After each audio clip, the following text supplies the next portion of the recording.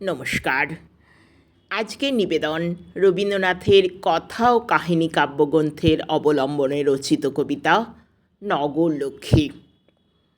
দুর্ভিক্ষ শ্রাবস্তি পুড়ে যাবে, জাগিয়া উঠিল হাহারাবে। বুদ্ধ নিজ ভক্তগণে শুধালেন জনে জনে, ক্ষুদিতেরে অন্নদান সেবা তোমরা লইবে বলো কেবা।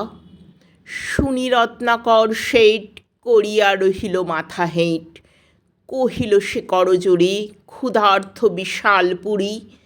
এর ক্ষুধা মিটাইব আমি, এমন ক্ষমতা নাই স্বামী।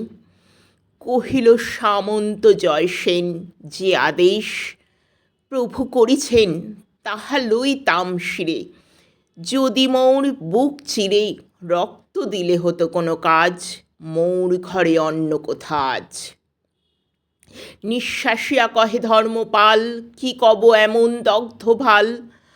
আমার সোনার ক্ষেত শুষেছি আজন্মা পেত, রাজকর যোগানো কঠিন হয়েছি অক্ষম দিনহীন।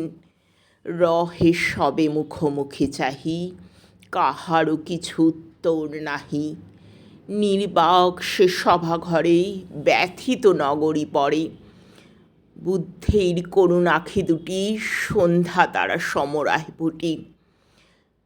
তখন উঠিল ধীরে রক্তভাল রাজ নম্র শিরে, অনাট পিণ্ডোৎসুতা বেদনায় অশ্রুপুলতা।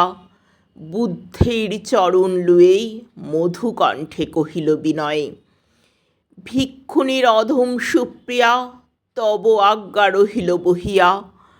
কাঁদে যারা খাদ্যহারা আমার সন্তান তারা, নগরেরই অন্ন বিলাবার আমি আজি লইলাম ভার। বিস্ময়ে মানিল সবে শুনি, ভিক্ষু কন্যা তুমি যে ভিক্ষুণী। কোন অহংকারে মাতি লইলে মস্তক পাতি, এহেন কঠিন গুরু কাজ কি আছে তোমার কহ আজ। কহিল সে নমি সবা কাছে, শুধু এই ভিক্ষা পাত্র আছে। আমি দিনহীন মেয়ে অক্ষম সবার চেয়ে, তাই তোমাদের পাব দয়া প্রভু আজ্ঞা হইবে বিজয়া। ভাণ্ডার আছে ভরে তোমার সবাকার ঘরে ঘরে, তোমরা চাইলে সবে এ পাত্র অক্ষয় হবে। ভিক্ষা অন্নে বাঁচাবো বসুধা, মিটাইব দুর্ভিক্ষের ক্ষুধা।